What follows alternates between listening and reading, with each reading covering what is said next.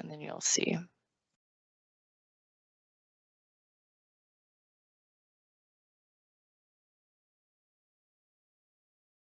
Good morning. Thank you for joining us today. My name is Sky Anderson. I'm from Alderville First Nation. I'm currently working at the Canadian Centre for Nuclear Sustainability. And today we are, or this week, we are having our Indigenous speakers talk about Treaty Week and recognizing the treaties that we are in and a party to. On the line, we have Holly, and she's going to be doing a land acknowledgement for OPG.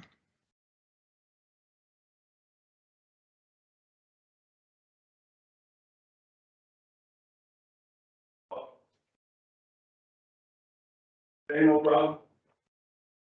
Oh, Holly, I think you're on mute there. Just Hi, everyone. I'm sorry, I thought I was unmuted. Ontario Power Generation respectfully acknowledges that the lands on which the Centre for Canadian Nuclear Sustainability is situated and many of OPG sites are located within the traditional treaty of the Mississauga and Chippewa Nations. We also acknowledge that Durham Region and the surrounding area is home to Indigenous peoples from across the territory and the country. Ontario Power Generation also respectfully acknowledges that Indigenous peoples are the original stewards and caretakers of the land, and that they continue to maintain this responsibility to ensure its health integrity for generations to come, and we remain committed to developing positive and mutually beneficial relationships with Indigenous communities across Ontario. Thank you. Enjoy. So today's speaker is from my home community of Alderville First Nation. He is the chief of my community. He has spent over 30 years working in various capacities at First Nation level in Winnipeg, Wabisamong, Scugog Island, and Alderville. As a researcher, writer, youth worker, economic development officer, consultation specialist, and band counselor, and now is the elected chief of Alderville First Nation since 2019. Dave has remained committed to the positive advancement of his community. His passion and focus remain researching and understanding the treaty, military, and settlement history of Southern Ontario, Upper Canada. This experience over decades allows him to defend the Mississauga Anishinaabe presence in Southern Ontario with confidence and commitment. Dave is also a longtime blues musician singer, having taken up the harmonica back in early 1980s. Shortly after relocating to the north end of Winnipeg from Southern Ontario, he still plays professionally in Toronto, and he's playing this Friday night too in Danforth. So just throwing that out there if anybody's able to come. He still plays professionally and through Toronto and Central Ontario. As a traditional wild rice harvester, he is a staunch defender of this Aboriginal right across Alderville's treaty areas. In the wake of the 2018 Williams Treaty Settlements agreements, Chief Dave Mowat main intent was and continues to be securing the settlement for the immediate and long-term viability of Alderville First Nation. Dave is a recipient of the Queen's Diamond Jubilee Medal in 2012, and on behalf of Alderville First Nation, along with the former Chief James Marsden, received the Defence of Canada flag and medal from the Governor-General David Johnston in a private audience at Rideau Hall. Dave's research around Mississauga participation at the Battle of Chrysler Farm, 1813, helped lead to this acknowledgement. As a historian and one always interested in geography, in which he excelled academically, Dave takes great interest in how the land shapes the people. As well, since the year 2000, he was one of the people involved in developing management and human resources requirements around protecting Alderville's Black Oak Savanna and Tallgrass Prairie, a site that is now renowned in Canada. Dave has also made numerous historical presentations to Trent and Queen's Universities, municipalities of Peterborough, Hamilton, Brighton, Scugog, Rotary and Probus clubs, and historical societies. He has been credited in publications and provided valuable insights to graduate students working in Indigenous studies or at Black Oak Savanna. He currently sits on the Queen's University Indigenous Elders Advisory Committee, the City of Kingston Sir John A. Macdonald's History and Legacy Working Group, and works with the City of Kingston on the Alderville First Nation Commemorative Public Art Project, Menido Ogatigan, which was approved by City Council in 2017 for installation at Lake Ontario Park. Along with his wife Janet and their granddaughter Brooklyn, Dave lives in his home he built in Alderville 26 years ago, adjacent to his beloved Black Oak Savanna and Tallgrass Prairie, where he and Janet also raised their 3 children. So welcome, Dave. We look forward to hearing your presentation today. Thank you, Sky. Boy, who wrote that? Pleasure to be here, everyone. It's sort of strange being over here on this side of the screen and not seeing anybody, but it's not like I'm not used to this this virtual world we're living in. So I'm going to take you through some of the highlights of our history and couch it in the terms of treaty. And also, given the fact that we're in November now, it's a very important month of the year insofar as our treaties are concerned. So I will be moving around through this presentation. It's a number of slides long, but I'm not going to bore everybody with a lot of text. I want to take you to some graphics and some maps. So without further ado, here I go.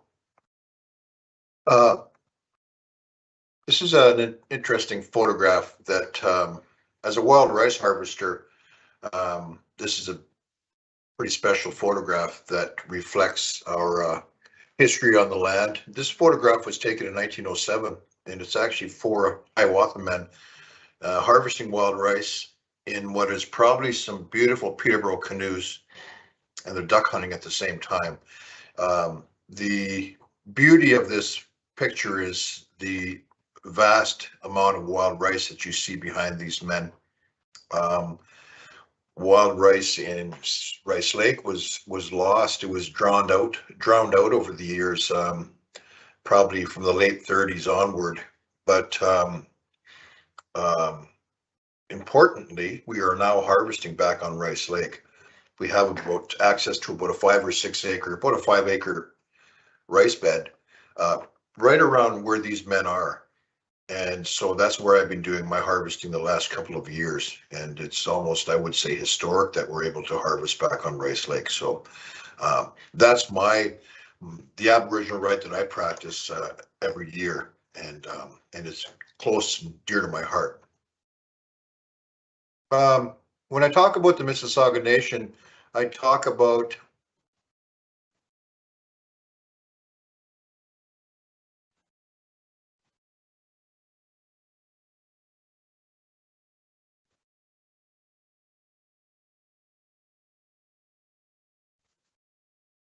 use and occupation of lands with entirety, but our concern would be north and west sides of them. So just a little bit of background. I became interested in our community history going back to when I was a young boy, and I'm one of the lucky young, or I was one of the lucky young fellows in Canada, probably, that I have an attachment to the famous 1908 Olympic Marathon. And my great grandfather from Alderville First Nation, Fred Simpson, he raced in that marathon, London, England. Him and Tom Longboat were the 2 Canadian Indigenous runners. Tom was from 6 Nations and Fred was from Alderville, living in Hiawatha at the time. And so I grew up with that story, and seeing pictures and photographs as a young boy was pretty amazing to a young mind, that I was not only related to this individual, but that he had placed 6th for Canada in what is one of the most famous marathons in Olympic history. So that's what I grew up with, and that's what made me become so interested in Alderville's history. I often I refer to my great grandfather, Fred Simpson, as sort of the window into the broader history of Alderville First Nation. So it was through his feats as a long distance runner between 1906 and 1912 that I took my original interest, and then from there broadened out my interests in Alderville's history, so that now it's become one of understanding and continuing to learn about our treaty history and the pressures on the language, the industrial school issue. There's a lot of facets of our history that I have delved into over the years, but it's Fred Simpson and his legacy and his story that really got me going. This is a famous photograph that I grew up with. This is the start of the 1908 Olympic Marathon, July 24th, 1908, 2:33 p.m. Can you see my cursor, Sky? No, I can't see that. Okay, so the man on the left, immediate left, far left of this photograph at the crack of the gun, that's Fred Simpson. And he had went to England with the Canadian team, except Tom Longboat went separately with his manager. Tom had already won the Boston Marathon in 1907. So he was quite famous already. So he went to Ireland to train separately and individually with his manager. My great-grandfather, he sailed on the ship with the Canadian team, and he got a lot of the press, and the media followed him because he was the other Canadian Indian, quote unquote, on the Olympic team. So because of his strong training times in London, he won the pole position for the race. So the pole position, like a car race, is the inside front position. And that's why he is immortalized in this photograph on the far left with the broad-brimmed white hat on. And this start of the marathon is actually captured on 16mm film. And for every now and then I'll go back to YouTube and I'll revisit some of the early film that was done at the 08 Olympic Marathon. So very important legacy, very important person in my life, and a grounding figure in my life, a personal hero. And I can't say enough about his legacy and what that legacy has done for me in my life. Here's another photograph just for your interest. This is Fred Simpson in the number 64. This is somewhere in the streets of London. And the man behind him is Johnny Hayes, who would eventually win the gold medal. And this race is famous because Durando Pietri, the little Italian, came into the stadium and collapsed. And he was helped up 4 times by the British officials and later disqualified. He came close to death, actually. He ran himself into the ground. It was a very hot day. And so that is the Olympic marathon that gave birth to the professional running boom. And so Fred Simpson and Tom Longboat and Pietri and a lot of these fellas, Johnny Hayes, they would all turn professional, and they would race on a circuit that would take Fred from Savannah, Georgia to Newark, New Jersey, to the old Madison Square Gardens, Buffalo, Montreal, Toronto, Fort William. So a fascinating time for a man, a visible minority in Canada, fascinating time. Also, at the same time, Jack Johnson was the first black heavyweight in America. And so it was a very turbulent time for visible minorities. Jack Johnson's heavyweight championship reign, he caused riots in the streets of America. So it was a very turbulent time for people of color, but it's a legacy that I'm very proud of. So I want to jump now to an important graphic. I'm hoping everybody can see that. As far as treaty is concerned, this is an important wampum belt and an important time in our history and our relations with the British. This wampum belt, known as the Great Belt of the Covenant Chain, 1764. In 1763, October 1763, the King, George III, issued a proclamation called the Royal Proclamation. And it might seem like dusty old history, but it's actually a very important historical event in the history of British and First Nations relations. And the Royal Proclamation brought an end, sort of a formal end to the 7 Years' War, or the French and Indian War, as the Americans call it. And what it did is the Royal Proclamation, it set out how the British would administer the possessions that they had conquered from the French. And it established 3 new provinces, the province of Quebec, the province of East Florida and West Florida, and the 13 colonies remained in between. And so when we talk about the Royal Proclamation, we're talking about what was happening on the American frontier. And the Royal Proclamation, while it was doomed in relatively short order, what it did do is it established the principle of treaty making with the Crown. Previous to 1763 in America, some of the colonies and or land companies had been entering into treaty with various First Nations, and there were frauds and abuses, as is quoted in the Royal Proclamation.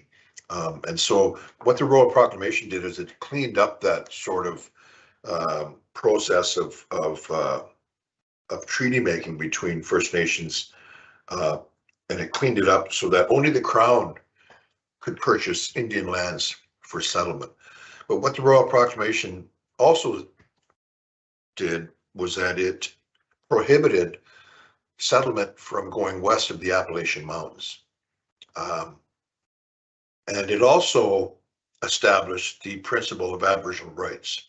So what it said was that only the Crown could purchase Indian lands, and where Indian lands were not required, and there's a map that goes along with this, where Indian lands were not required, those lands would remain the quote unquote Indian hunting grounds. In essence, a large Indian reserve.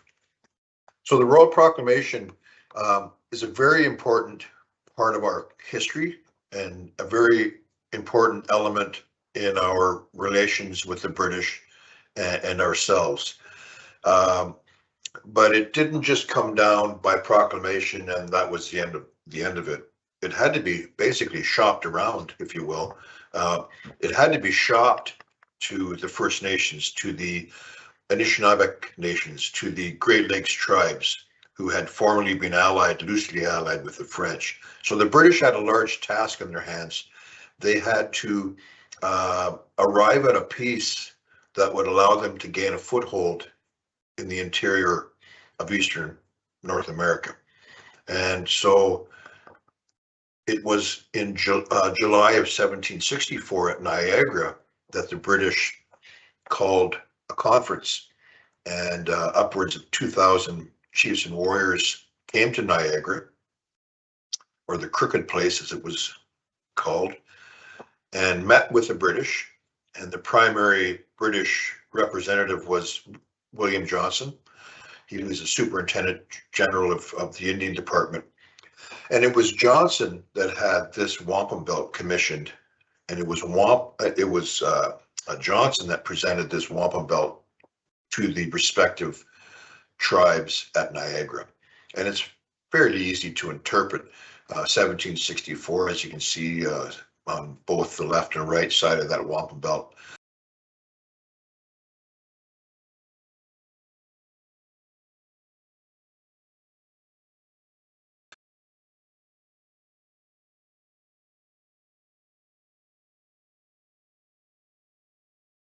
Council fires between Sault Ste. Marie and Albany, New York.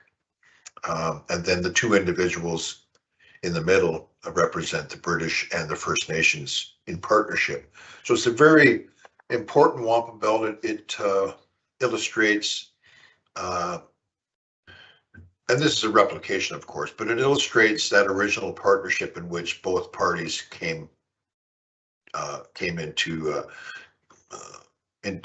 came into conference for at Niagara, 1764. Very important wampum belt. There are replications of this belt that we still use in meetings today to remind the government of its original relationship. So that's 1764. What also came along with this wampum belt was a plan called Plan for the Future Management of Indian Affairs in North America. Very few people know about that. In fact, I have known a number of academic people at the academic level, the university level, that have never heard of that. It's a part of our early relations with the British that really has gone unnoticed. It was a 42-point plan, and what it did is it drilled down that much further than what the Royal Proclamation did. What it did is it actually drilled down and it described how treaty making would take place. And so when lands were required by the British to settle people, to settle their loyalists or to settle new people coming across from Europe, from Great Britain or Ireland, there had to be a public meeting. There had to be a surveyor present, and the representative of the Crown and the representative of the respective First Nations would be there present in a public meeting. Strangely, though, when I'll take you through into the 1780s, once treaty making and the purchase of lands is now necessitated by the American Revolution, post 1783, surprisingly, the British flounder and do not necessarily pay attention to what the Royal Proclamation or the future plan had set down as the process. So that becomes problematic as late as 2018. So a lot of turbulence in the American colonies, a lot of turbulence between the French and the British, lots of turbulence between the French, the British, and the First Nations. What the Royal Proclamation also did is it tried to keep colonists reliant on the British by quelling settlement from going over the Appalachian Mountains. It wanted to keep colonists, American colonists, reliant on British trade. But as we see through history, the Royal Proclamation and what it set down was quite doomed. Was doomed from an early point. After the Royal Proclamation, they call that the first abomination. It quite annoyed the American colonists that they had fought against the French on behalf of the British, and then now the Royal Proclamation was saying that they couldn't go west of the Appalachian Mountains to seek new land. And then what we also see by the 1770s, as the American colonists are starting to rise up and getting a little more, how should I say, militant against the British, the Quebec Act was another bold parliamentary move on the part of the British to secure the allegiance of the French to the British cause, and this was another annoyance for the American colonists. And then in the mid 1770s, we see the American Revolution, and the American Revolution, as we see, we're still actually dealing with the American Revolution, in my view. But the American Revolution, it ended in 1783. We all know that the United States of America was born out of the American Revolution, and that now forced the British to concentrate their efforts above the lower Great Lakes. And so it was after 1783 that we see now pressure on the British to settle their United Empire Loyalists. And I'll take you now to one of the earlier treaty areas, or one of the earlier land purchases, that affects Alderville First Nation. Sorry, I'm just moving around here. This is the one I want to discuss here. This is the Crawford Purchase, or Crawford Purchases from 1783-84.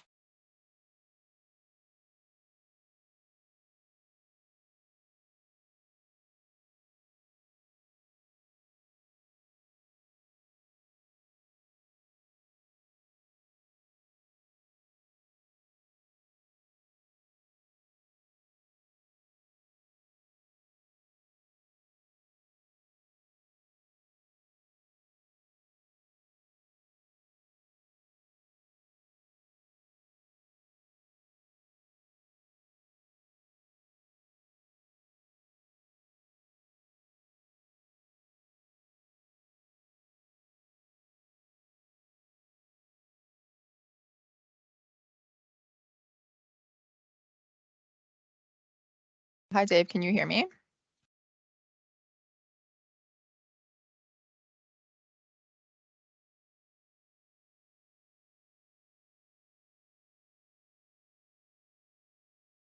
Dave was just disconnected.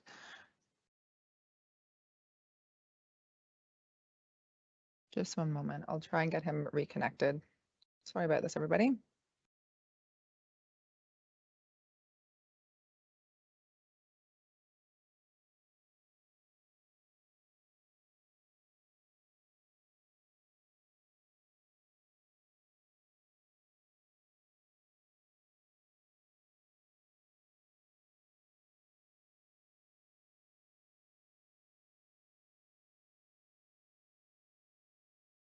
Sorry about this. Here we go. Dave's back with us. Hopefully. I don't know Hi, what Dave. happened Can you hear there. us now? Yeah, I can hear you. Okay, perfect. Can you see my presentation? Not yet. We can see you now. Oh, okay. So I have to share this again, I guess. Yes. Okay. I don't know what happened there. It just dropped on me. How about that? Perfect. Okay. Yep.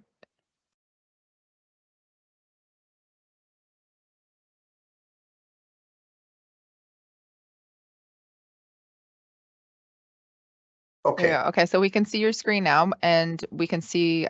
Yep, perfect. There you go. Okay. Okay. So, sorry, everybody. I don't know what happened there. Crawford Purchase, 1783-84. The Crawford Purchases. There were two purchases actually amongst the Iroquois and then our people, the Mississauga. So we're at the Bay of Quinte. This is the area of Belleville and Kingston.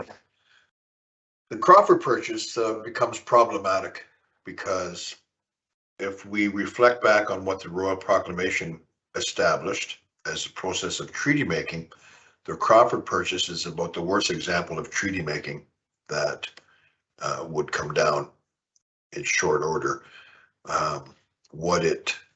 This map here is a map that we submitted as evidence when we were at trial with the federal government in our Williams Treaties First Nations litigation. Ontario didn't agree with this interpretation. However, the sort of the harebrained thing that comes out of the Crawford Purchase is that it established the northern line of the northern boundary of the land that was treated for was established apparently as far as a man could walk in a day. And it seems kind of crazy that that would be a principle around which a treaty would be made. We don't know where the man started from. We don't know if he walked through the water, if he walked through up and down hills. We don't know if he was a short man or a tall man.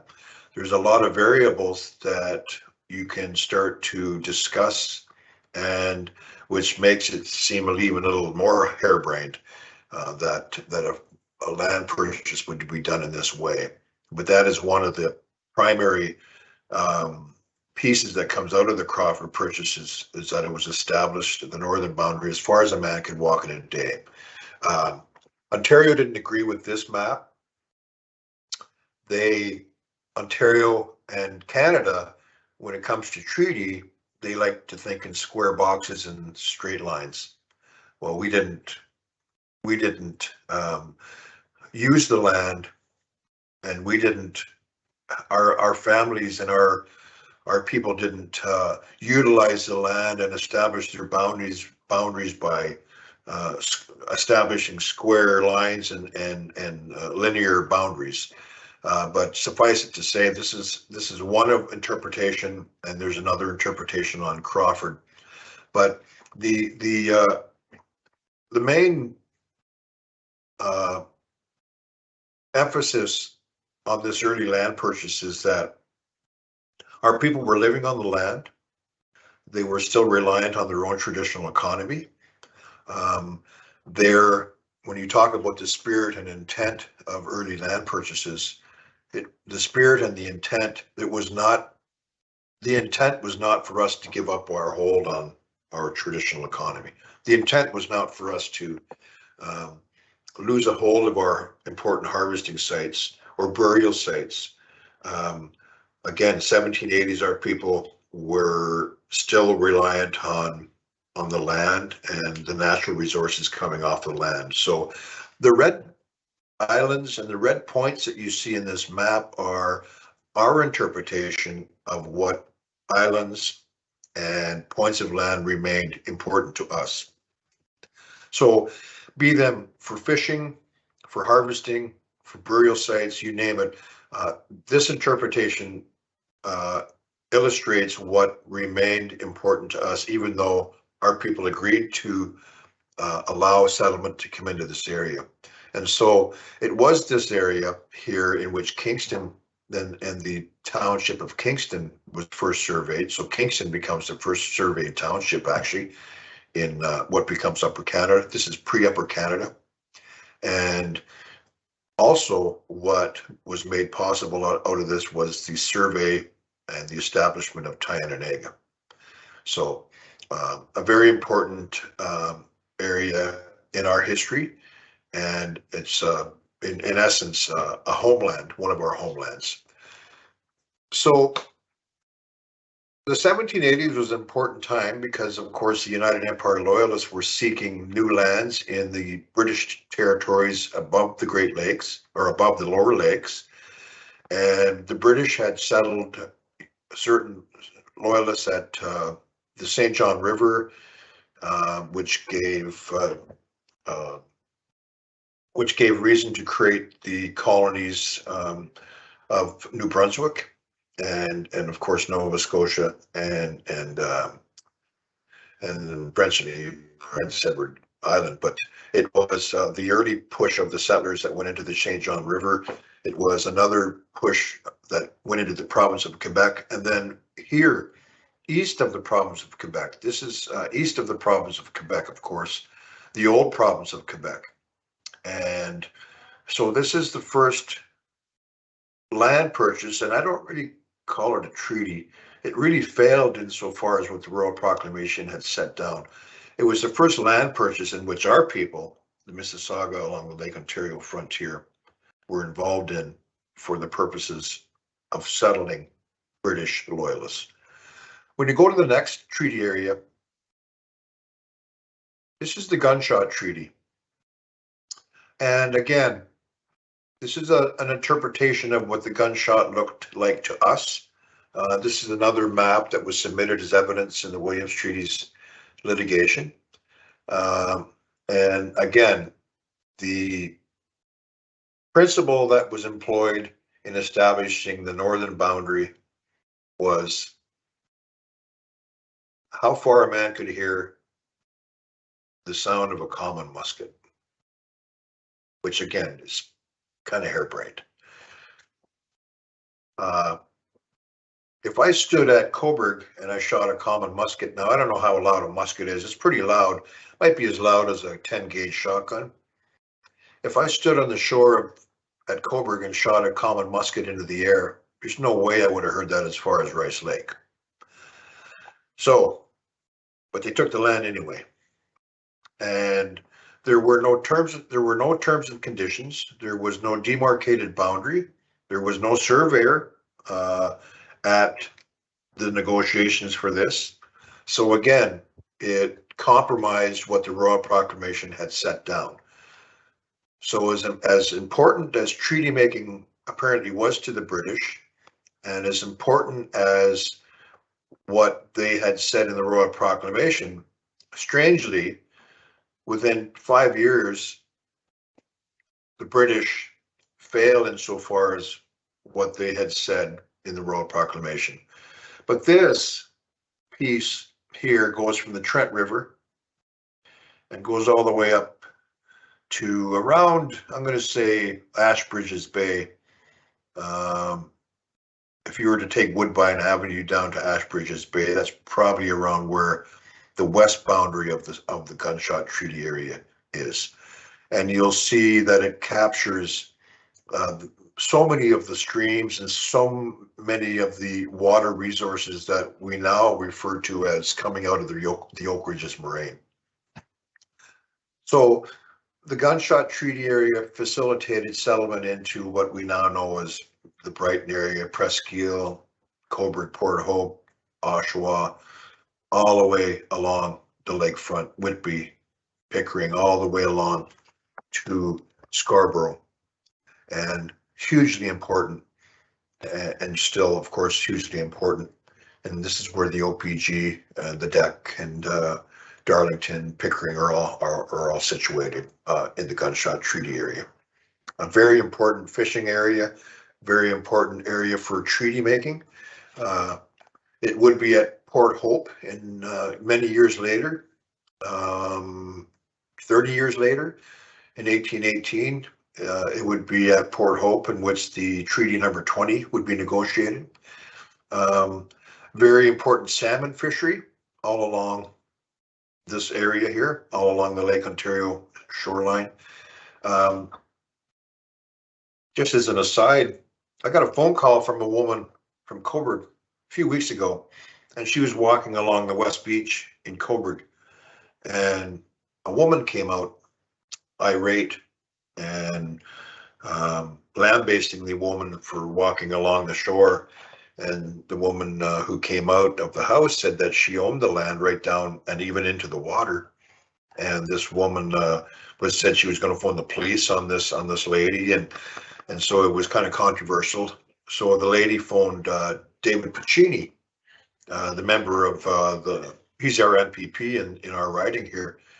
And Piccini said, well, phone Chief Mowat at Alderville. And so it was in this discussion that I said, well, this is interesting. A woman is claiming that she owns property, her property near the West Beach, right down into the water. I said, well, the Gunshot Treaty actually would trump that. And sadly, her realtor would not have known that. So I actually have a walk scheduled with this woman, because I'm going to walk along the West Beach in the hopes that this woman will come out and accost me. And then I'll have to disappoint her and tell her that our Gunshot Treaty access trumps any notion that she owns her property right into the water. So the Gunshot Treaty was important in that what it did, and the government has allowed this to just wash away. It established, in my view, my contention is that we would not have allowed anybody to stand on the shore to shoot that gun. We would have said, you go in one chain or 66 feet off the shore and then you fire the gun, because our people reserved to themselves access to the shore along the shore. So basically that riparian zone, our people would not have given that up. They were still living on the land. They were reliant on the fishery. This was a meeting place and a harvesting area. So our people would not have given that up. But as time has marched on, there's a suggestion that we gave everything up, which is just not the truth. So that's the Gunshot. And then the next one that you see on this map, on the left of that map, is the Toronto Purchase. And the Toronto Purchase did not involve our people. It involved who we know today as the Mississaugas of the Credit.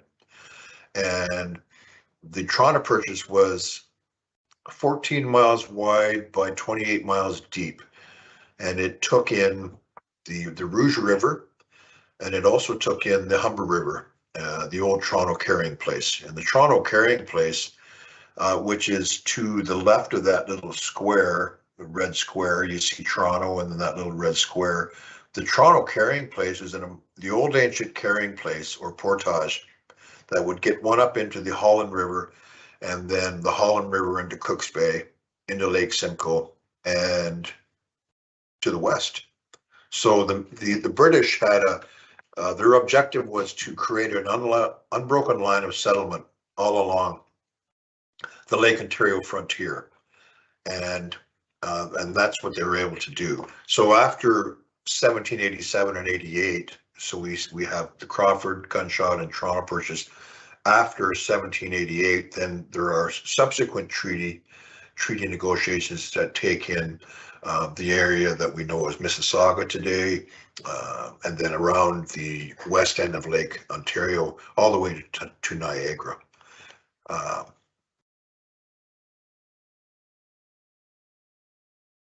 So I'm moving to this map now. This is a map from around 1800. This is an important map. This is a very interesting map. I've tried to explain some of the three early treaties that open up settlement along the Bay of Quinte area and all the way over to Toronto.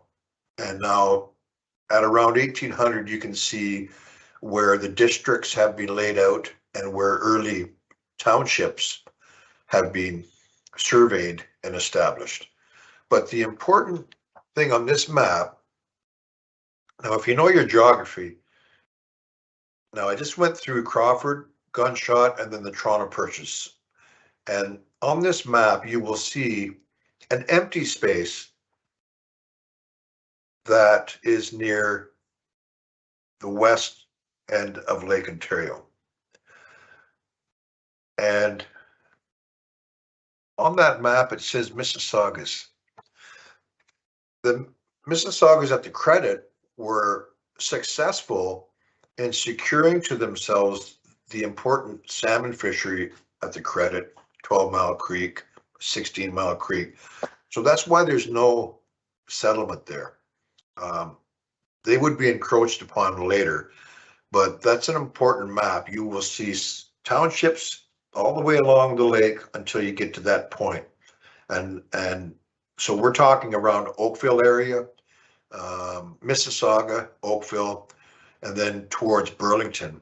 Very important map that illustrates how the Mississaugas at the credit were able to secure to themselves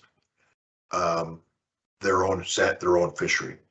Sadly, they would be encroached upon to the point that by 1847 they would be moved right out of that area and moved over to the Grand River. So these early treaties become problematic as we move into the 20th century. There we go. By the 1860s, our people were writing letters and complaining. And when I say our people, I mean the Chippewa and the Mississaugas that eventually comprised the Williams Treaties First Nations. By the 1860s and 70s, our people are complaining to the government that their treaty lands and their hunting territories are being encroached upon.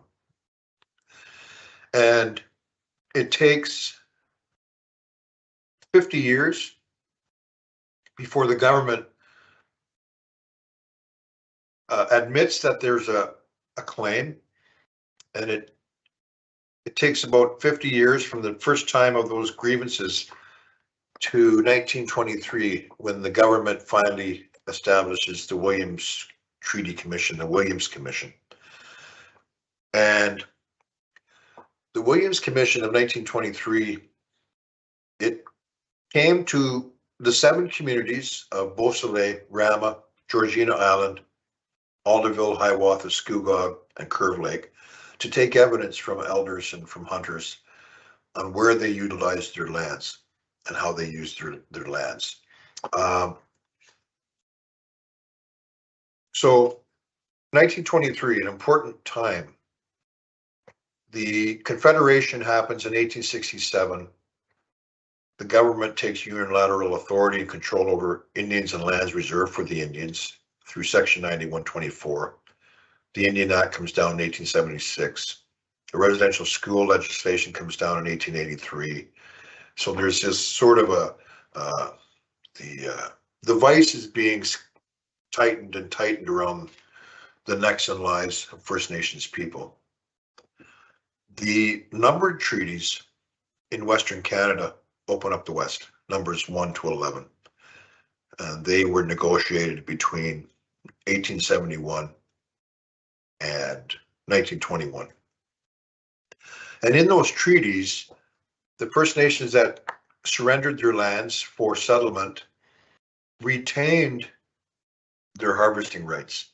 So while they gave up their Aboriginal title over land in their respective treaty area, they didn't give up the right to hunt, fish, and trap. And out of the numbered treaties were established the Indian reserves of Western Canada. And when I use the term Indian, I'm using it historically. So as a very simple example, if Chief Pegwis came in Treaty 1 and he had 500 people and they were enumerated at treaty time, the way that worked in Treaty 1 is that it was 32 acres per head. That was your treaty land entitlement formula, 32 acres per head. So if there were 500 people times 32, that would be the size of the reserve. And that's a very simplistic example, but that's how it worked. That's how treaty land entitlement worked. In other treaty areas, it was 640 acres per family of 5. 640 acres is a full section. So it varied on depending on what treaty area you were in the West. So there was 11 models of treaty making that predate the 1923 Williams treaties. And this treaty, which you might think, if you were following the historical continuum, you might think this treaty would reflect what had already been accomplished in the West, but it doesn't. The Williams treaties is another example of bad treaty making that comes back to haunt the government, if you will, a number of years later. So the main purpose of the commission in 1923, you see that large green section of land, huge piece of land, takes in Algonquin Park, south of Lake Nipissing, over to the Ottawa River. That is what was called the Northern Hunting Grounds. And that is what the Williams Commission's mandate was to discuss the Northern Hunting Grounds. And it came to the communities to discuss how our people utilize those lands. But out of that evidence, and you can find it online, there's just under 300 pages of fascinating testimony that was given in all of our communities. Out of that came this map. After the hearings, there was only 1 day's hearing in Alderville. There might have been 2 at Christian Island, but there was basically only 1 hearing in each of the communities. The commission went back to Toronto and they drew out this map. And the lands that you see under Lake Simcoe and along the Lake Ontario frontier, because the Gunshot Treaty was devoid of terms and conditions that had no demarcated boundary, this treaty of 1923 revisited the Gunshot. And also the lands that you see right under Lake Simcoe had never been surrendered or treated for. These were what was called the Western Hunting Grounds. These become a part of the treaty of 23. So the lands under Lake Simcoe and along the lake, that's what's known as Clause 2. So if you read the Williams treaties or the Williams Treaty, there's 2 treaties actually. There's a Chippewa version and the Mississauga version. Clause 2 describes those lands below Lake Simcoe and along the Lake Ontario shoreline.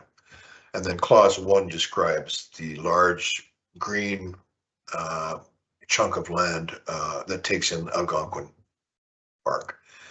So this is the Williams Treaties map.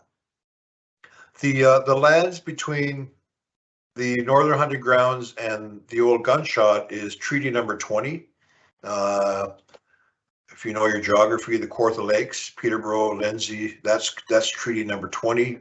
And then we have Crawford, of course, we already talked about that, over at Belleville and Kingston. And above Kingston, we have Treaty number 27, which goes, which is abuts Treaty 20 and then goes up into, touches the Ottawa River. And then we have two other treaty areas on the west side of Lake Simcoe, Treaty 18, Treaty 16, and then Treaty number 5 up around Midland.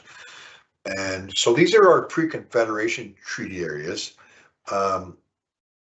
So 1923, we sue the government in 1992. It takes 26 years for our claim.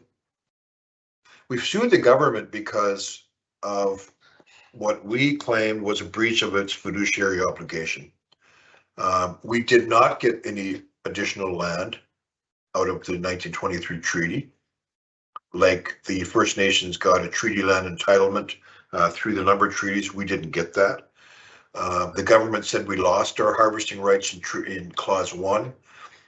In fact, the government said we lost all of our hunting and harvesting rights anywhere and everywhere. That's how the government interpreted the Williams Treaties, that we had no more access to our traditional and treaty lands to harvest. 1923, people were poor. They were living off the land here in Alderville, just like the other communities.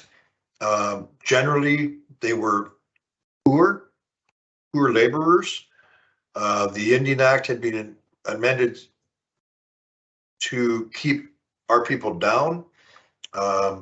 There was no opportunity, so one couldn't even harvest on one's own traditional or treaty lands without being charged. And so the Williams Treaties was very detrimental to the communities.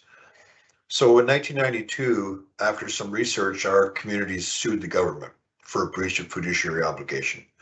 And it took 26 years for that claim to wind its way through the court system. And then eventually we went to trial at 2013. And that was at the Federal Court of Canada level. And the court sat twice in Curve Lake, and it sat at Rama. I think it might be the first court case of such kind that sat at a First Nation and had a session at a First Nation. And then after the Trudeau Liberals were elected, by 2016, there was a full mandate to negotiate the treaty, take it out of the court, take it out of litigation. Ontario had a mandate, Canada had a mandate to negotiate. And so what came out of that in 2018 was the Williams Treaties Settlement Agreement. And it was a $1.1 billion agreement. The per capita distribution amongst the 7 First Nations was pretty well similar amounts. We also had our harvesting treaty rights reaffirmed in the Pre-Confederation treaty areas. We also acquired a legal land entitlement to 77,000 acres, 11,000 acres per First Nation. And so here we are in 2022, 4 years after the agreement came down. And as my bio had said, I did run for chief to help to secure our portion of the funds. So we established a very important community trust out of a large portion of our proceeds. Our harvesting rights are reaffirmed, and the big challenge is looking for land that we can acquire and add to the reserve. Now that's going to be a task that takes decades. In fact, I probably won't be here if that's ever accomplished. It's going to be beyond my lifetime. I know how difficult it can be to acquire land close to Alderville First Nation.